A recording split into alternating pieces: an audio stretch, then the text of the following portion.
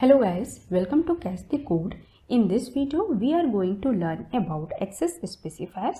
Access specifier 3 types के होते हैं, पब्लिक, प्राइवेट एंड प्रोटेक्टेड. इनका यूज हम वेरिएबल्स और मेथड्स की एक्सेसिंग को रिस्ट्रिक्ट करने के लिए करते हैं. Most of the programming languages जैसे कि C++ और जावा में एक्सेस स्पेसिफायर्स के लिए इन 3 कीवर्ड्स का यूज करते हैं, बट पाइथन में इनकी जगह हम अंडरस्कोर का यूज करते हैं. लास्ट वीडियो में हम लोगों ने समझा था कि कस्टमर क्लास इनकैप्सुलेशन का एग्जाम्पल है and update balance and show balance abstraction का एग्जाम्पल है. और हमने वहां पर यह भी समझा था कि टीवी के अंदर जो सर्किट्स एंड एलईडीज थे उसको हमने रिस्ट्रिक्ट किया हुआ था या इनकैप्सुलेट किया हुआ था ताकि कोई भी उसे इजीली चेंज ना कर सके. मैं ये नहीं कह रही हूँ कि कोई उसे चेंज नहीं कर सकता है. सेम वही कंसेप्ट हम अपनी इस कस्टमर क्लास के अंदर भी अप्लाई करना चाहते हैं. तो इसके लिए हमें एक्सेस स्पेसिफायर का यूज करना होगा. इस कस्टमर क्लास के अंदर 4 डिफरेंट वेरिएबल्स जैसे कि customer ID, name, age and valid balance है एंड 2 डिफरेंट मेथड्स हैं जैसे कि update balance and show balance. Update balance के अंदर हमने कंडीशन अप्लाई की हुई है, if amount is less than 1000 and amount is greater than 0 तो अमाउंट वैलिड बैलेंस में ऐड हो जाएगा. और शो बैलेंस के अंदर हमने वैलिड बैलेंस को प्रिंट कराया हुआ है. तो चलिए समझते हैं कि कैसे हम वेरिएबल्स और मेथड को रिस्ट्रिक्ट करेंगे.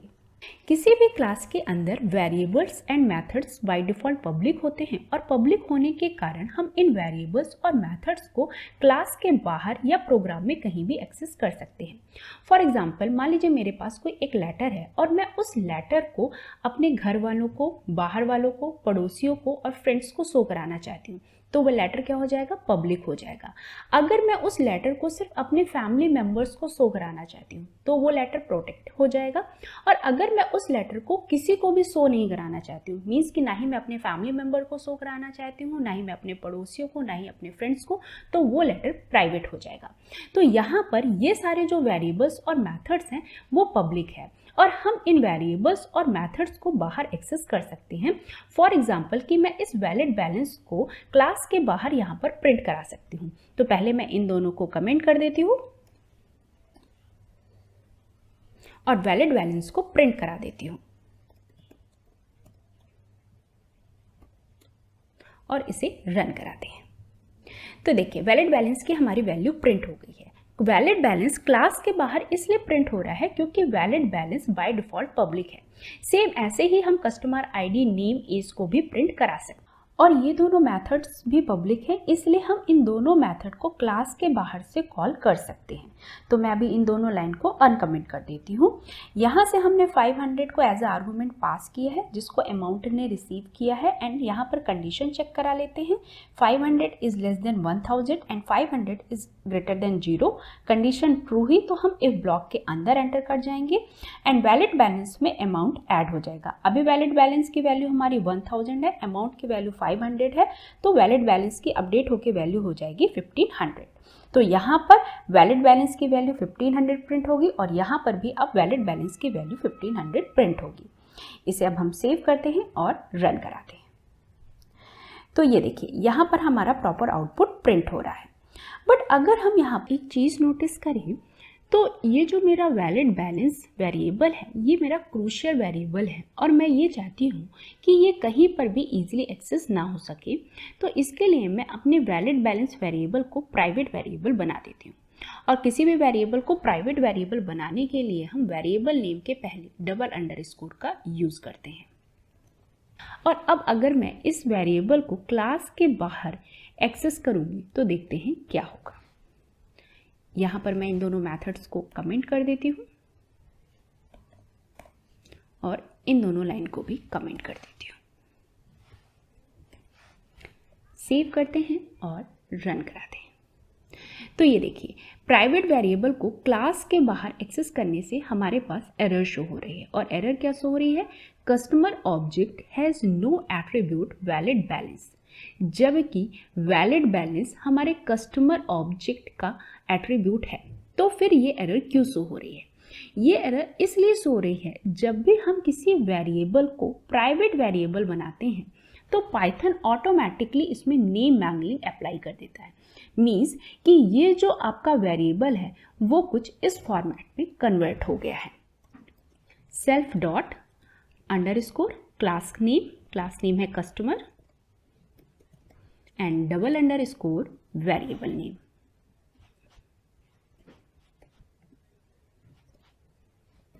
तो जब आपने अपने वेरिएबल को प्राइवेट बनाया तो वो ऑटोमेटिकली इस फॉर्मेट में कन्वर्ट हो गया। इसीलिए जब आप अपने इस वेरिएबल को इस फॉर्मेट में क्लास के बाहर एक्सेस कर रहे हैं तो ये एरर शो कर दे रहा है। लेकिन अगर हम इस वेरिएबल को इस फॉर्मेट में क्लास के बाहर एक्सेस करें तो ये ईजिली एक्सेस हो जाएगा। तो अगर मैं इसे कमेंट कर दूं और इस फॉर्मेट में क्लास के बाहर प्राइवेट वेरिएबल को एक्सेस करूं,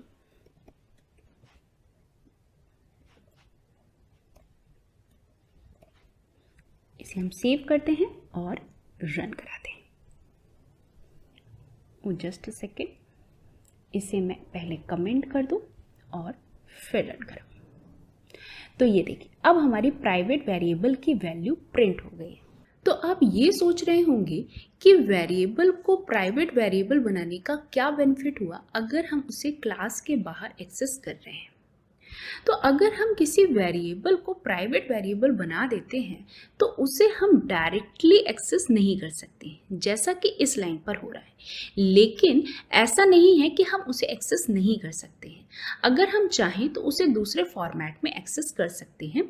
जैसे कि मैंने आपको पहले वाले वीडियो में भी बताया था कि जब हमने टीवी के अंदर एलईडीज और सर्किट्स को इनकैप्सुलेट कर दिया था तो ऐसा नहीं था कि उसे हम एक्सेस नहीं कर सकते। उसका सिर्फ इतना मीनिंग था कि हम उसे इजीली एक्सेस नहीं कर सकते हैं। तो जब हमने अपने यहाँ पे वेरिएबल को प्राइवेट बनाया तो ये एक बिल्कुल लॉक की तरह वर्क कर रहा है, उस लॉक की तरह जिसे हमने अपने घर के बाहर लगाया हुआ है। अगर हम अपने घर के बाहर लॉक को लगा देते हैं तो इसका मीनिंग ये होता है कि घर को कोई इजीली एक्सेस नहीं कर सकता है। लेकिन अगर कोई थीफ है, उसे घर को एक्सेस करना है तो वो लॉक को ब्रेक करके एक्सेस कर सकता है। सेम वैसे ही जब हमने वेरिएबल को अपना प्राइवेट बना दिया तो उसे हम इजीली एक्सेस नहीं कर सकते हैं। लेकिन ऐसा नहीं है कि हम उसे एक्सेस ही नहीं कर सकते हैं। अगर हम उसे एक्सेस करना चाहें तो हम उसे दूसरे फॉर्मेट में एक्सेस कर सकते हैं। अब हम वैलिड बैलेंस की वैल्यू को क्लास के बाहर चेंज करके चेक करते हैं कि वैलिड बैलेंस की वैल्यू चेंज हो रही है या नहीं। तो इसके लिए लिखेंगे हम, यहाँ पर मैंने वैलिड बैलेंस की वैल्यू को 1000 से 5000 किया है और इस लाइन को मैं कमेंट कर देती हूँ, अपने मेथड्स को अनकमेंट कर देती हूँ और यहाँ पर डबल अंडरस्कोर का यूज़ कर लेते हैं और यहाँ पर भी। और प्रोग्राम को अब हम रन करते हैं। ओके, जस्ट अ सेकेंड, इसे भी हम अनकमेंट कर देते हैं एंड अगेन रन करते हैं। तो ये देखिए वैल्यू अपडेट करने के बावजूद भी हमारी जो वैलिड बैलेंस की वैल्यू है वो पुरानी ही प्रिंट हो रही है। इट मीन्स कि हम प्राइवेट वेरिएबल की वैल्यू को क्लास के बाहर चेंज नहीं कर सकते हैं। लेकिन अगर हम एक चीज़ नोटिस करें, जब हमने अपने प्रोग्राम को रन कराया था तो उसने इस लाइन के लिए यहाँ कोई भी एरर शो नहीं की थी। ऐसा क्यों हुआ था? ऐसा इसलिए हुआ था जब हम यहाँ पर वैलिड बैलेंस में वैल्यू को असाइन कर रहे हैं तो एक्चुअल में पाइथन वैलिड बैलेंस में न्यू वैल्यू असाइन नहीं कर रहा है, ये न्यू वेरिएबल क्रिएट कर रहा है जिसमें ये इस वैल्यू को असाइन कर रहा है, जो कि सही है। इसलिए यहाँ पर इसने एरर शो नहीं किया। लेकिन हमने यहाँ पर प्राइवेट वेरिएबल की वैल्यू को क्लास के बाहर चेंज करने के लिए ये स्टेटमेंट लिखा जो कि लॉजिकली गलत है, इसलिए हमारी प्रीवियस वाली वैल्यू प्रिंट हुई। अब हम अपने मेथड्स को प्राइवेट करके देखते हैं और मेथड्स को भी प्राइवेट करने के लिए डबल अंडरस्कोर का यूज़ किया जाता है। तो यहाँ पर मैं अपडेट बैलेंस मेथड को प्राइवेट करती हूँ और शो बैलेंस मेथड को पब्लिक ही रहने देती हूँ और इस अपडेट बैलेंस मेथड को हम क्लास के बाहर एक्सेस करते हैं। इसे सेव करते हैं और रन कराते हैं। तो ये देखिए यहाँ पर हमारे पास एरर शो हो रही है। इट मीन्स कि हम प्राइवेट मेथड को क्लास के बाहर एक्सेस नहीं कर सकते हैं। तो ये लाइन हमारी रॉन्ग है, तो इसे मैं कमेंट कर देती हूँ। तो फिर हम प्राइवेट मेथड को कहाँ एक्सेस कर सकते हैं? प्राइवेट मेथड को हम क्लास के अंदर कहीं पर भी एक्सेस कर सकते हैं।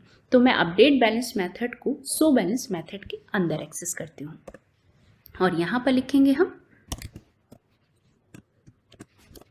यहाँ पर मैंने अपडेट बैलेंस मेथड को कॉल किया है और यहाँ से हमने 500 को एज आर्गुमेंट पास किया है जिसको अमाउंट रिसीव कर रहा है।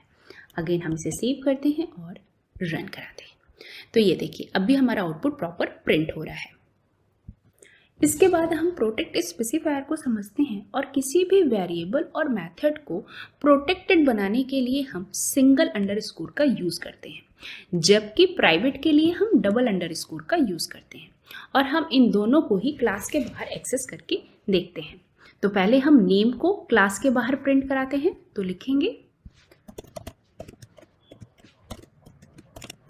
Print C1 dot underscore name और यहाँ पर सो बैलेंस के पहले हम सिंगल अंडरस्कोर का यूज़ कर लेते हैं। इसे सेव करते हैं और रन कराते हैं। तो देखिए हमारी वैल्यू प्रिंट हो रही है। तो आप ये सोच रहे होंगे कि फिर वेरिएबल और मेथड को प्रोटेक्ट बनाने का बेनिफिट क्या हुआ। तो इसका बेनिफिट ये है, जब भी हम किसी मेथड या वेरिएबल में प्रोटेक्ट स्पेसिफायर का यूज़ करते हैं तो वो मेथड और वेरिएबल दूसरी क्लास में एक्सेस नहीं होता है, लेकिन हम इस वेरिएबल और मेथड को क्लास के बाहर एक्सेस कर सकते हैं। इससे हमें कोई प्रॉब्लम नहीं होगी। लेकिन हमें प्रोटेक्टेड वेरिएबल और प्रोटेक्टेड मेथड को with in the class he use करना चाहिए। ये सिर्फ एक जेंटल मैसेज है दूसरे डेवलपर को कि यार ये जो हमने वेरिएबल और मेथड बनाया है इसको आप with in the class use करो क्योंकि ये प्रोटेक्टेड है। लेकिन अगर आप इसे क्लास के बाहर भी यूज़ करोगे तो इससे कोई भी एरर शो नहीं होगी। अब मैं अपने वीडियो को कंक्लूड करती हूँ। हमने इस वीडियो में 3 डिफरेंट एक्सेस स्पेसिफायर्स को समझा, public, protected and private. Public के लिए हम किसी भी अंडरस्कोर का यूज़ नहीं करते हैं। किसी भी क्लास के अंदर बाय डिफ़ॉल्ट सारे मेथड्स एंड वेरिएबल पब्लिक होते हैं। पब्लिक मेंबर को हम same class, same packages, derived class और अदर क्लासेस में एक्सेस कर सकते हैं, जबकि प्रोटेक्टेड मेंबर को हम अदर क्लासेस में एक्सेस नहीं कर सकते हैं, लेकिन सेम क्लास, सेम पैकेज और डिराइव्ड क्लास में एक्सेस कर सकते हैं। प्राइवेट मेंबर को हम सिर्फ सेम क्लास के अंदर एक्सेस कर सकते हैं, सेम पैकेज, डिराइव्ड क्लास और अदर क्लासेस में एक्सेस नहीं कर सकते हैं। डिराइव्ड क्लासेस क्या होती हैं इसे हम इनहेरिटेंस में समझेंगे और वहां पर हम एक और एग्जांपल भी देखेंगे।